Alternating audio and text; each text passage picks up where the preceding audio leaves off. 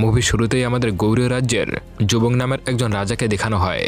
তার রাজ্যে কিছু বিশ্বাসঘাতকতা করা মানুষ হামলা করেছে, তাই সে তার রাজ্যের সকল সম্পত্তি নিয়ে একটি জাহাজে করে সমুদ্রে বেরিয়ে পড়ে। আর এই সমুদ্রের ভিতরেই তার সোনা ভর্তি জাহাজটা নিয়ে মাঝ সমুদ্রে হারিয়ে যায়। এরপর থেকে কেউ যুবক এবং তার সোনার জাহাজের খোঁজ পায়নি। এরপর আমরা কিছু ডাকাতের দলকে দেখতে পাই, যাদেরকে শাস্তি হিসেবে সমুদ্রের ভেতরে এভাবে ছেড়ে দেওয়া হয়েছে। তারা সেখানে মারা যেত, কিন্তু সেই সময় একটি জাহাজ এসে তাদেরকে রক্ষা করে। আর এই জাহাজের ক্যাপ্টেন ছিল একটি সুন্দরী মেয়ে, যার নাম হচ্ছে হেরা। আর হেরা ছিল তো মূলত একজন সামুদ্রিক ডাকাত, কিন্তু সে জাপানি জাহাজ ছাড়া অন্য কোনো জাহাজের উপরে আক্রমণ করতো না। বেশ কিছুক্ষণ পর আমরা তার একটি জাপানি জাহাজ দেখতে পাই। তখন ডাকাত দলের সর্দার ওমিচি বলে সে খুব ভালো তলোয়ার চালাতে পারে। এটা শুনে সবাই হাসাহাসি করতে থাকে। এরপর সে একাই চলে যায় জাপানি জাহাজের উপরে আক্রমণ করার জন্য, কিন্তু মজার বিষয় হচ্ছে সে তলোয়ার আনতেই ভুলে যায়। ঠিক তখন হেরা যায় তাকে সাহায্য করার জন্য, আর তাকে একটি ছোট্ট তলোয়ার দেয়। তখন আমরা জানতে পারি ওমিচি ছিল খুব ভালো একজন ফাইটার। সে খুবই ভালোভাবে তলোয়ার চালাতে পারত, অর্থাৎ সে সত্যি কথাই বলেছিল, যেটা দেখে সবাই অবাক হয়ে যায়। এরপর তারা ওই জাহাজে সবাইকে বন্দী করে ফেলে। হেরার সাথে থাকা একজন লোক, যার নাম ছিল মাকি, সে জাপানিদের ভাষা ট্রান্সলেট করে হেরাকে বলতে থাকে। আসলে মাকি ছোটবেলায় 10 বছর জাপানিদের জাহাজে কাজ করছিল, তাই সে জাপানিদের ভাষা ভালোভাবেই জানে।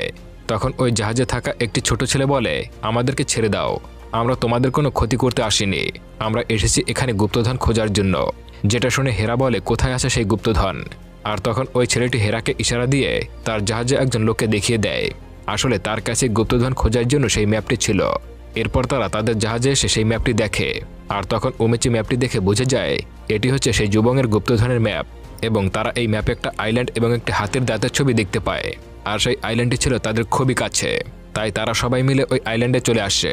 কিন্তু হেরা এই ম্যাপের ব্যাপারে কিছুই বুঝে উঠতে পারছিল না, তাই সেই ম্যাপটি ওমিচিকে দিয়ে দেয়। তখন ওমিচি সেই ম্যাপটি নিয়ে একটি গুহার দিকে এগিয়ে যেতে থাকে।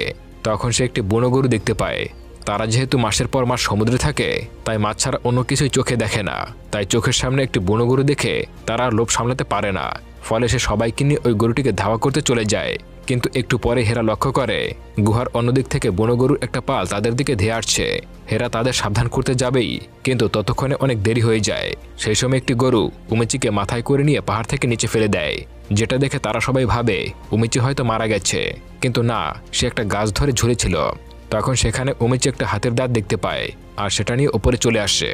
তখন হেরা দেখতে পায় হাতের দাঁতের উপরে একটা ম্যাপ আঁকা ছিল, যেটা সম্ভবত তাদেরকে গুপ্তধনের কাছে নিয়ে যাবে। তখন হেরা সবাইকে উদ্দেশ্য করে বলতে থাকে তার জাহাজে কেবলমাত্র সামুদ্রিক ডাকাতরাই যেতে পারবে। এই কথা শুনে ওমিচির সাথে থাকা লোকটি বলে, কোনো ডাকাত যদি সামুদ্রিক ডাকাত হতে চায় তখন কি হবে?